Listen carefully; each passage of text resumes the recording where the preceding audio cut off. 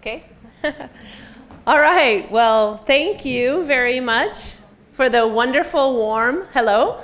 I'm Dawn Bukowski from Ohio University. This is my second visit to Korea. I was here last year, also in July. Today, super beautiful weather, and I love to come back. It's great to eat the great food, meet my friends here, get to meet students from here, and it's a very beautiful country, so it's always nice to be back. So thank you for letting me come back to talk to you today. I'm going to be talking about teaching with a global perspective. And first, I'm going to show you my campus. Where is my clicker? Up in the corner there, of course, is a picture of the US. Ohio is marked in red. So we're kind of northeastern part of the country. Anyone been to Ohio? A couple people have been to Ohio, yeah. And the part of Ohio that the university is in the southern eastern part. And in that part, we have a lot of beautiful rolling hills, not so many beautiful mountains like you have here, but beautiful rolling hills, and we have lots of green. It's a very green campus. So this is a picture of our main kind of park green area. This time of year, it's hot, similar to here. I'm sure today it is hotter in Athens than it is here. And it rains, and in the winter, just like here, it's cold and it's snowy, but also beautiful. So that is my beautiful university, Ohio University. So the title is Teaching with a Global Perspective, right?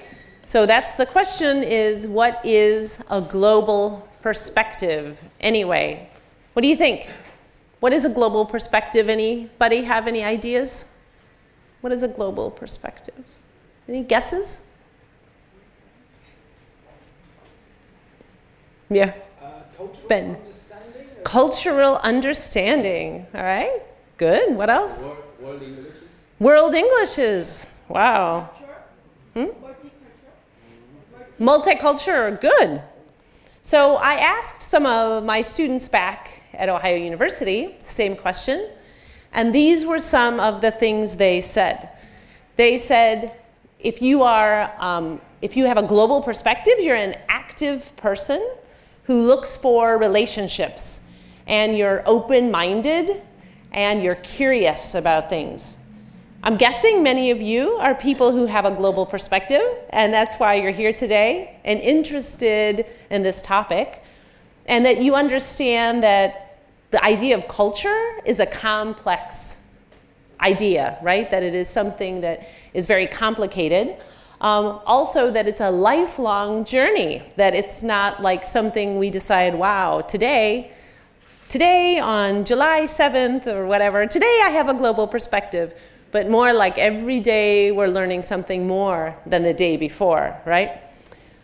That we are looking for similarities between people and experiences, not only differences all the time. That we know that there are biases and stereotypes about different cultures and people. So we know we have to always remember to look for some similarities too, not just think, oh, people from the US are always like this, right? I bet some people think people in the US, maybe people think everybody looks like me, right? I'm blonde, I have light skin. But of course, in the US, people have all kinds of looks and many different languages that we speak. So those are some of the biases that we might have. We also, if you have a global perspective, you're someone who has some self-confidence, right? And is willing to take risks in thinking about speaking to new people, trying to speak a language that you don't feel so comfortable with, things like that. And wanting to really communicate with other people. So wanting to have authentic communication. In other words, these are some of the components, I'll turn this way, of teaching with a global perspective so that you can think about it, because this is something that you will be doing if you are going to be teaching English. It doesn't even have to be English. It could be teaching other topics as well, where you are, what are some things that you want to think about? This is actually from a book that I have coming out on this topic later this year. So if you Google my name, maybe in December, and then you can find the book. But these are all the different topics where you're helping students develop their critical thinking skills. You're helping them with their intercultural communication skills, not just with how we pronounce words or the grammar that we know or the vocabulary we know, but how we can really communicate with people. Making sure that students get the type of support that they need in order to be successful with their communication. And also helping students think about their own views and their own background and culture and how those things affect the way they communicate with people and understand people. Helping students have respect for people that come from different countries, but also even within our country, helping people have respect for people who are just different from themselves. Maybe they're from a different part of the country, maybe they're, have a different socioeconomic level, make a different amount of money, maybe they just have a really different lifestyle.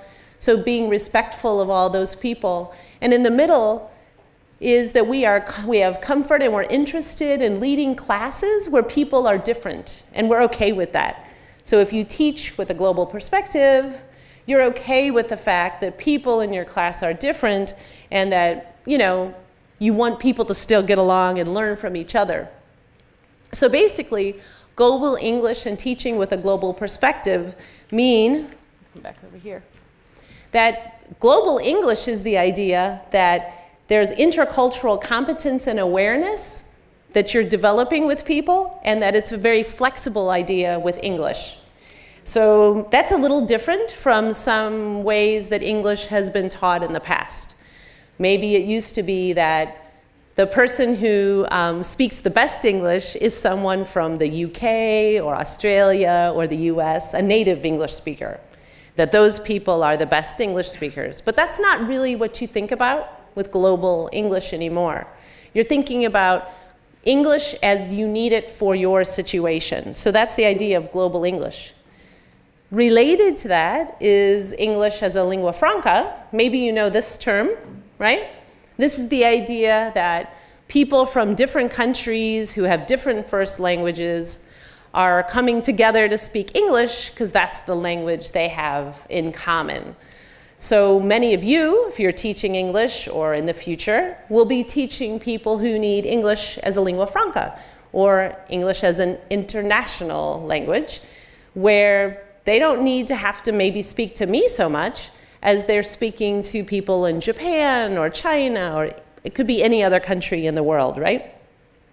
And what that means is that speakers tend to actually modify the way they speak English depending on who they're talking to. We do that anyway, right? But especially with English as a lingua franca, you kind of change how fast you talk, the words that you use, maybe the vocabulary you use, maybe even the pronunciation you use, depending on who you're speaking English to. We don't always teach these kinds of things in our English classes, do we? So these are new ways of teaching English. Maybe you've seen this idea before, this guy, Dr. Kachru, he's no longer alive, but these are the circles of English.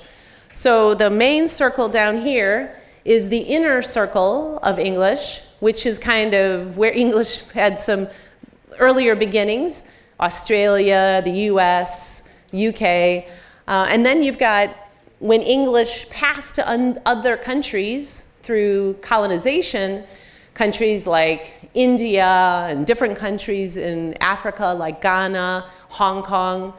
These we can call kind of the inner circle English, and then the expanding circle of English is on top. And do you see Korea in the list up there? Expanding circle, right? So the expanding circle countries where English is used in EFL context, so English as a foreign language or lingua franca context for English. So the way you're going to teach English, the way people are going to use English is going to depend on which country they're going to be in and where you all come from. So that's the idea of the circles of English. So the idea with global English, which is what we have today, right? So I mentioned there's really no such thing anymore as thinking about just the English native language as being something pure and always the same. Instead, the idea is that there's more variation and that different places have different types of English, right? And there's really no reason to think one English is better than another English either. It's not like my English is better. Maybe mine is better than Ben's English. But other than that, all the other Englishes are okay. And so how do you decide what you will teach, right? Instruction should be determined by what your students need and the situation that they live in. Those are how you make those decisions. And we need more and more non-native, multilingual, English-speaking teachers who understand the context of the students, who understand what students will need the English for. This is more and more important as English spreads around the world. It doesn't have to be native speakers all the time. So in other words, you are preparing global English communicators when you are teaching with a global perspective. And that might be for, in speaking to each other just in class, one-on-one. It might be working through the classes here where you have much of your online learning as well. Technology obviously is a big part of global English. So that's the new world of teaching is. So I have 4 different implications for this teaching with a global perspective.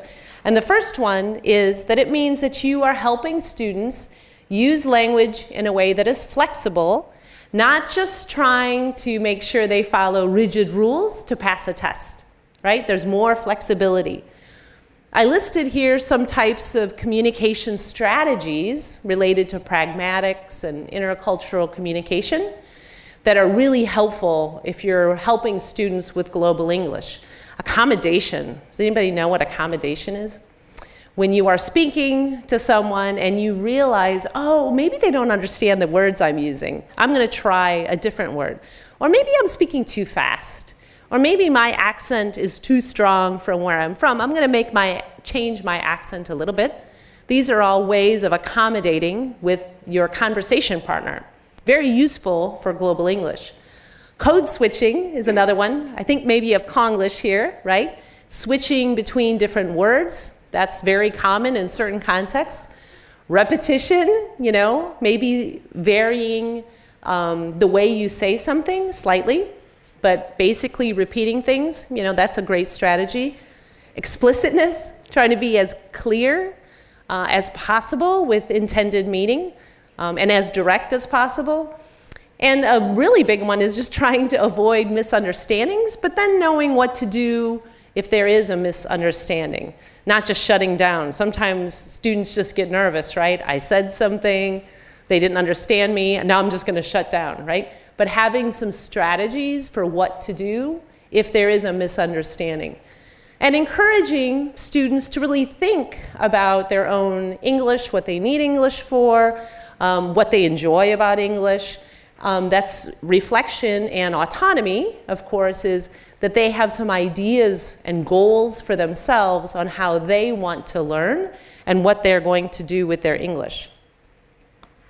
So that means in class, what that means is that you want to be prioritizing self-expression and questioning where students have the opportunity to relate the class content to their own identity or their own interests, things that make them want to learn English for some reason. And it can be more motivating and challenging tasks. Things that are just worksheets in a book or just doing exercises are usually less interesting for students and less useful when it comes to global English. And also building students' self-confidence and that they're willing to take risks and think of being willing to talk to new people. Not only just finding random English speakers, native speakers, but trying to actually use the language in any situation they can. encouraging learners to ask and answer their own questions, you know, with all the technology now, with Google and things like that. There's so many ways we can think of, oh, I wonder what this is, and we can find the answer on our own. And also, there's more teacher flexibility, which I think is fun. This microphone. Which I think is fun, but it also makes things complicated. It's easier sometimes to teach from a book and just follow all the pages, but that also can become boring over time, and it's less interesting for students too. So the second implication is that language teachers and learners should be proud of their first language and whatever local variety of English you have with Konglish, or, you know, that we should not give students the idea that English is better than another language, but rather to be proud of the many different languages that people might speak. If possible, if you can find materials that match your student's situation. You don't want your students to have to learn about things that are far away and irrelevant when they're studying English, right? But how can they use English here now or in their lives in some way? And you don't have to avoid Korean in your classes, right? You don't want to speak too much Korean, but you certainly don't have to avoid it. More and more studies are showing, I'm sure you know, how important bilingualism is. And so helping students understand that being bilingual, wow, what a super strength. So you want to keep both languages going strong, of course. So the third implication is to design classes and materials based on the communication needs of your students. So I mentioned this a little bit. So you want to think to yourself, do your students need to be able to communicate in English for work? And if so, who are they working for or working with? What kind of English? Is it working with just an American company or an Australian company? Or is it working with people from all over the world, so it's more like English as a lingua franca? Do they need English for studying, and where are they going to study? That's going to be a different English from work in many, many different ways. And do they need English for, where will they study? And then building in participation and collaboration are going to be really important, because that's what we want people to use, communicate in English. So questions to ask yourself is, what will your students need English for? That's how you're going to make many of the decisions on what you're teaching them. And then what kind of materials do they need in order to help them be the best English speakers they can be? And I mentioned this idea of intercultural communication or intercultural competence, which is a big part of teaching with a global perspective. It's not just grammar rules and memorizing a bunch of vocabulary, but it's knowing how to communicate with people who are different from you and having value for those people, thinking about where they're from and the types of interests that they have, and remembering that you have certain expectations too. So this topic, I like to think about concepts such as logic or politeness. In Korea, how do you show politeness? How do you show someone you're polite? All right, a lot of bowing, yeah? What else? So you have different words that you use, right? Within the language, you're changing parts of your words in order to show politeness. What else do you do to show politeness? If you wanted to be super polite to me, what would you do? To show some interest, even though we are not English speaking at all. To show interest, even though... To pretend to be interested. Not now, I'm sure. So you show interest in someone, maybe nod or something, okay? What else do you do to be polite? Do you help people with a lot of things? Like if I'm going to sit down, maybe you pull my chair for me, maybe you take my bag and you put my bag down, right? Yeah, I think I see that happening a lot, to be polite, to show respect for someone. Now think about what you might know about American culture or Western culture, maybe from movies. Do we bow? No, of course not. Okay, what else is similar or different? How do you think we show politeness? If I want to show someone I'm being polite, what do you think I do? Smile. Yeah, smiling is a big deal. Lots of smiling. Yeah, maybe we look like crazy people. Smiling all the time. But if you don't smile, yeah, people think you're very grumpy. What else do you do? Yeah, big deal, smiling. Yeah. We open the door a lot for people. Hold the door open for people. Some people open the door for people. Yeah. Mm-hmm. Definitely when you're going through, you definitely open the door for people. Yeah. What else do we do? Any other things that we do to be polite? Kira, Dr. Park, what do we do? What do Americans do?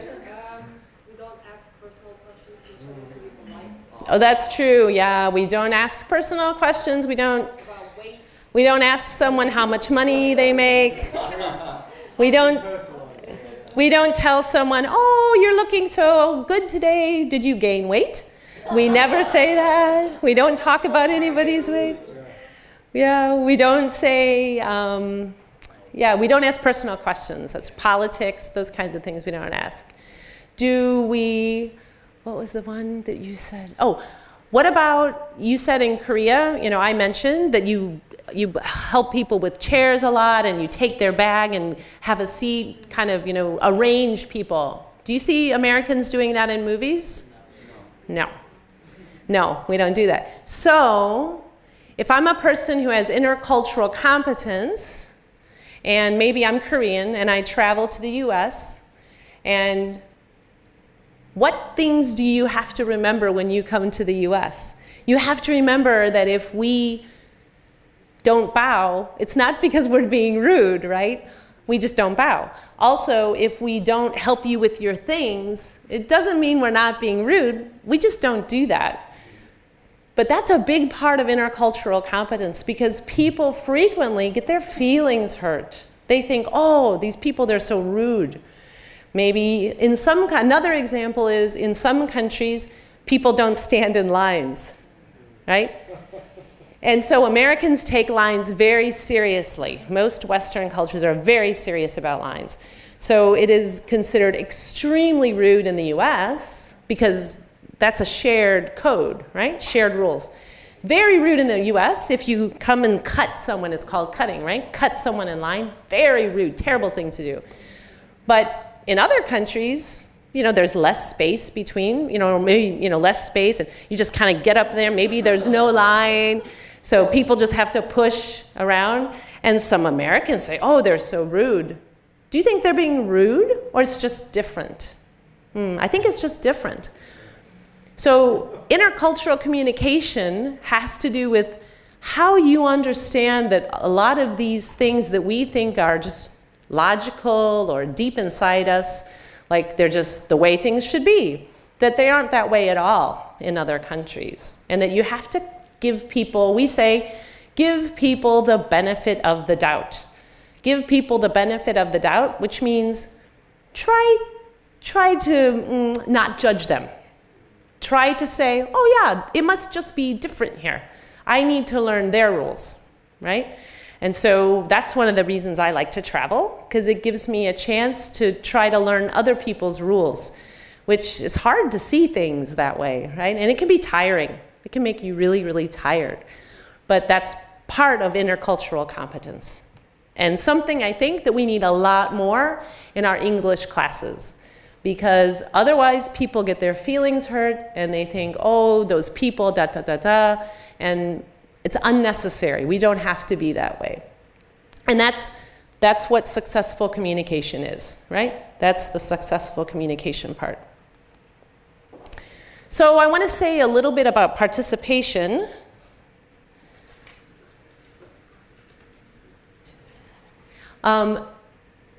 When I say you should have students participate in class, what do you think that means? Student-centered activities. Like, okay, student-centered activities, like they should work in small groups. Yeah? What else? Is there anything else you think of if I say we should have students participate in class? You can try to ask the student some questions.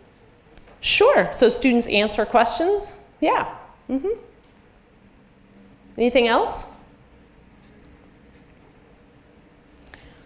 When I was asked my students this, international students this in the US, from all different countries, I had students say those things. I also had a student say, if I do my homework and read, I'm participating. And I had some students say, if I listen to the lecture and pay attention, instead of spacing out and thinking about lunch or how beautiful the weather is, if I pay attention, I'm participating. Also, online learning, watching videos, doing the activities, I'm participating. In the US, this is an interesting question because teachers, mainly in the US, have thought participation only means what you first said. Participation only means if the teacher calls on a student and the student raises their hand and answers, or if there's a small group and the students are participating, talking to each other in the activities. But more and more teachers actually in the US are asking the same question, is what is participation? So, of course, we want our students to do all these things. We want them to pay attention, we want them to listen, but we definitely want them to talk. So if we want our students to talk, we need them to talk in English class, what are we going to do? So a couple things we can do. The first thing is laying the foundation, which means the base. Make sure we have a solid base for our students. Making sure that students feel comfortable in class. So here in Korea, do people ever feel a little bit shy about their English and maybe they don't want to speak so much? Yeah. So these types of cultures, some cultures, children are taught to just say anything and they just talk to each other all the time. Have you ever met anybody from Brazil? Did some of you meet Dr. Lima when she was here?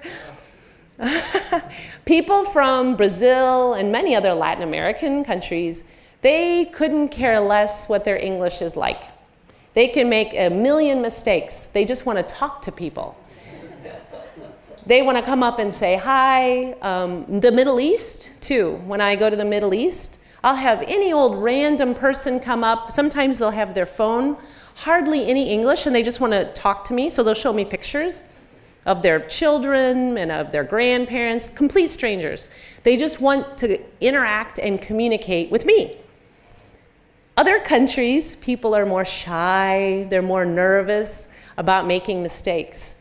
So a lot of times when I talk to people from Brazil, for example, if you really listen to their English, they're making mistakes. But nobody really notices because they want to connect with you. So they don't care about their mistakes. And so the speaker, the listener, doesn't really care about their mistakes either, focusing on the communication.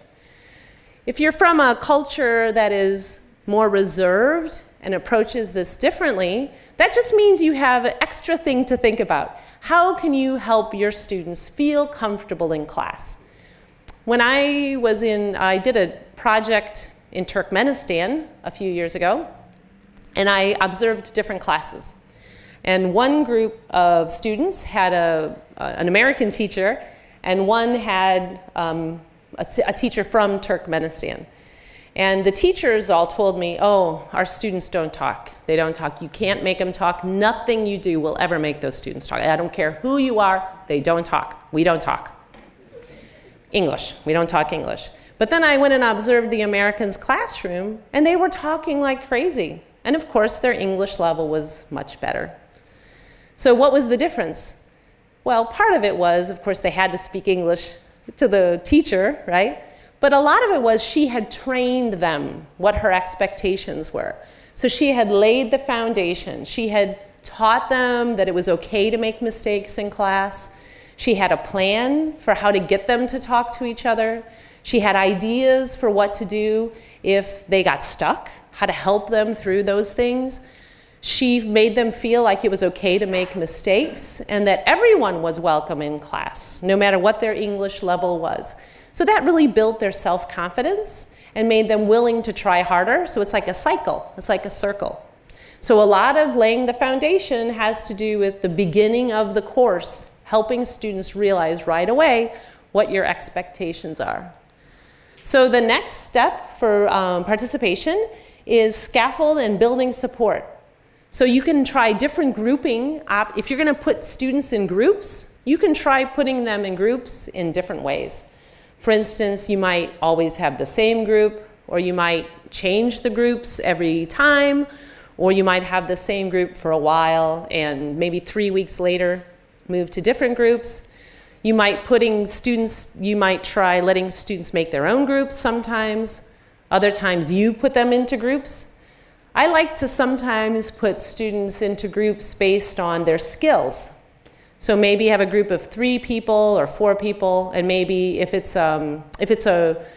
one person feels comfortable speaking, more comfortable, maybe one person has a better vocabulary, just doesn't like to speak so much, and maybe another person is better at writing. So group people according to what skills they bring. And then I tell the students, wow, you're so good at this. Please try extra hard and help your team. So then they feel like they can do that thing even better. Another way that you can build support for students is let them ask questions anonymously, which means without their name. So you can, for instance, take note cards and let them write the questions that they have on note cards and send them up to the front of class. That way, it's not embarrassing to have a question, right? And everyone gets to benefit. You can also require participation. You can have participation points. If you do that, it's good to explain to students what the expectations are. And then, in general, you just have to train students, right? Either you will train students or what? What's the other option? They will train you, right? Some of you have kids. Any kids? Either you train your kids or your kids will train you. Maybe it's both. Maybe your kids are training you on how to behave. But somebody's training somebody. So the third thing to do to help students be willing to participate is to take some time for reflection, which I mentioned before, which is students thinking about their own selves and how English applies to them and their own goals and how they're building their skills. So anytime you can help students connect English to their personal lives and their own interests so that they have something to say, that's going to be much more motivating. Assigning questions to students even before they do the homework, if they're watching a video, telling them what to think about when they watch the video. Then they can think about that, and then after the video, maybe there's a discussion or a short reflection paper on how that information in the video relates to them in their own lives. And letting students, whenever possible, letting students share information about their lives with you and with each other, and just to think about how it relates. Technology is so great these days. I really like to think about how technology helps us collaborate. So if you're having students collaborate on a project of some kind or just one in-class task, if you can use interactive technologies at all, then that is going to many times make the task easier and also more interesting for students. And that requires teachers and students to take on new roles. Students have to become very active, the ones who ask a lot of questions, who are trying to figure things out, who want to know why, not just if something is going to be on the test or little questions about rules, but bigger questions about learning and about society and communication. That's really where there is a pedagogy of collaboration and communication.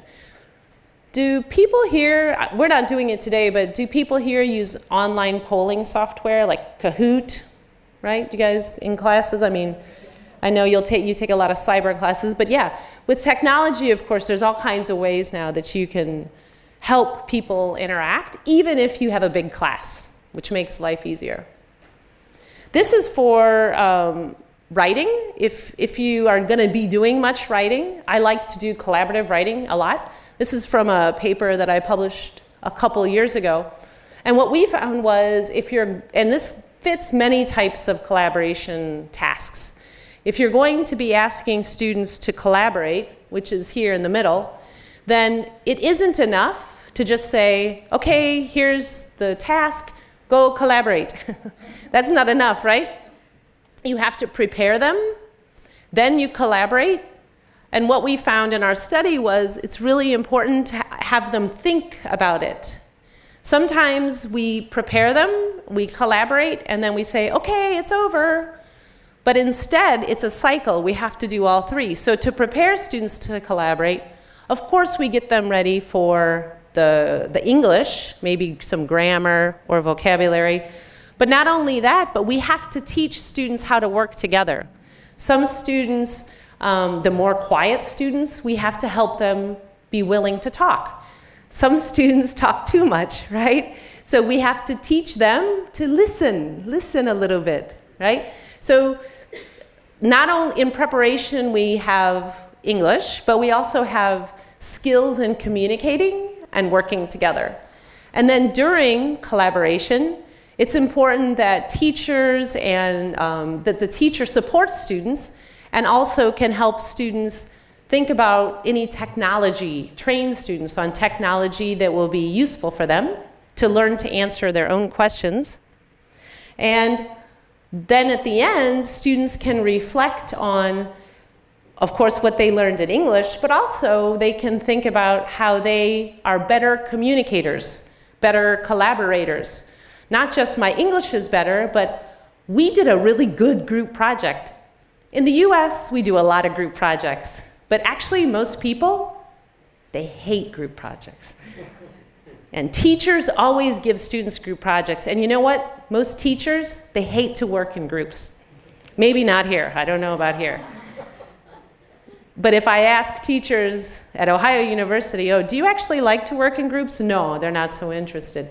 And I think the reason is because many group projects are not very successful because we never learn to become good collaborators. We haven't been trained. So we have to train ourselves and we have to train our students. I'm gonna mention, I'm gonna mention this last idea, which is about testing. Of course, tests are so important when we're teaching, they're gonna be tests.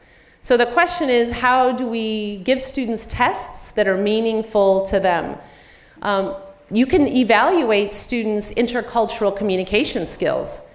Not just do they know the right grammar and do they know the vocabulary, but you can assign pair activities and actually evaluate if they are able to accomplish a goal, for instance.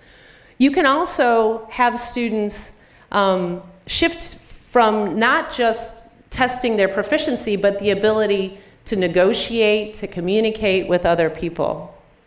Because they need those interpersonal strategies if they're going to be actual English users later. So for instance, you can ask yourself, maybe if you have a listening test, that it isn't just native English speakers who are the speakers in the test, but having accents from all over the world. If you're a global communicator, you can understand many different types of accents, right? So it doesn't have to only be native English speakers. And that means more authentic speaking activities with the students as well. So they have practice with different types of scenarios.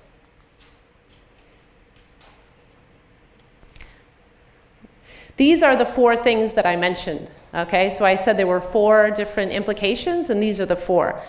The first one is that competent communicators need to be able to use language in a way that is flexible, not just rigid rules, right? Language learners should be proud of their first language, and also any local variety of English as well. The third, you want to design classes and materials based on what your students need for their communication. And finally, you have to think about their context and where they will use English when you are designing your assessments. So these are the kind of some recommendations for teachers today who are teaching with a global perspective in this multicultural world. You want to be multilingual, you want to be multicultural yourself. You want to know your students' languages, get to know the world that your students are living in. You want to provide, you're a model for students' English, right? So you yourself want to be willing to reach out and take risks and to be proud of the English that you speak too. You want to understand how different varieties of English have developed and how they differ with pronunciation, which is okay. Indian English is a type of English. Different African Englishes are a type of English. Even British English is a type of English. So these all have different vocabulary and different grammar. And so to make yourself familiar with those things is important too. And understand the role of English within the community of learners and how English is related to, of course, Korean as well. And be able to tell what students' needs are and then teach to those needs and relate to your students. Okay, so these are things to consider as you kind of are moving on, thinking about, this maybe it's interesting, what can I do next? Here are a few questions to ask yourself. What do you think it means to teach with a global perspective? How can you help your students participate more in class? And how can you help your students feel good and proud of their own English? Okay, things to keep in mind. Okay, that is it. Does anybody have any questions or comments? Okay. Yeah, I've got two, if that's okay. Sure. I'll try and be brief with them. Do you think that materials should suit the local climate? I mean, you talked about like various regions, the 3 areas that you're talking about. So I have a friend who's teaching in Athens at the moment, and a lot of the materials that he's using in his classes are not really suiting the students, the Greek students. So do you think that a lot of materials should shift to being like suiting the local climate, or is it a delicate balance between like being a global ambassador, which was what you were saying earlier, or I mean, what's your interpretation? So the question is, in case you didn't hear it, he's got a friend who's teaching in Greece, and many of the materials for English have nothing to do with a person living in Greece. Maybe they're textbooks about the UK and snow and all kinds of things that don't relate. That usual holidays that are not from the region. So what to do about that? So my answer to that is coming back to the idea of what do students need? If you're preparing students to go live and study in another country, it is totally appropriate. They're going to need to know about the other country. But if you're preparing students to stay in Greece or maybe live in Europe somewhere and to use English for business or to find information online or for social purposes, then yeah, I think it's pretty hard for students. I think a lot of times we aren't the best teachers at teaching with a global perspective. And when students think, wow, who cares about English? I don't know any, I'm never going to America, it's too expensive. Why do I need to learn English? They think, and we say, oh, students, they're not motivated. They're not motivated to learn English. What's wrong with them? But we should ask ourselves, well, do they need English? And so if the students really need English for something, figure out what the something is and then build the class around that. Of course, the hard thing is textbook, there just aren't materials for every place. But with technology and with all the videos and with if you start to look around your area and notice the English that is spoken in your area, you can make your own materials that relate to that context. So, and over time, especially if you have a group of people doing it, then you've got a repository and it's then that can be used and shared by everybody. So yeah, that would be my opinion on that. What's your other question? It was about exposure, like cultural exposure. Korea is quite a homogenous country still compared to other countries. And I just wondered, would you encourage schools, institutes, universities here to go and to go to like festivals or things like that, just to get an exposure of the target culture or the So yeah, the question is, how much can we encourage? Is it a good idea to encourage students to be learning about other cultures? And I always think that's a good idea, right? I think what's important is that we don't send a message to students that the other culture is better. That's the important thing. Sometimes the message, I think, has come off that way. But really the message is if you're going to be a global individual, you have to know about what's going on in the world. And so, once you do it, you get used to it and it gets easier, especially if you start when you're younger. But yeah, I think it's a great idea. Go to festivals, watch movies, try different foods. Man, I was in India one time and I was working with a teacher. I asked him if he ever ate some Indian dish that I like in the States. To us, Indian food is all just Indian food. And he said, oh, no. He said, I don't eat that. That's from the north of India. I'm in the south of India. And so, of course, that to me is crazy because to us, like I said, Indian food is like all Indian food. He wouldn't even eat food from a different part of his own country. So, yes, we want to encourage ourselves to always learn new things and try new things. Yeah. Do we have time for one more question? One more question? Professor, best speaker of English in our question.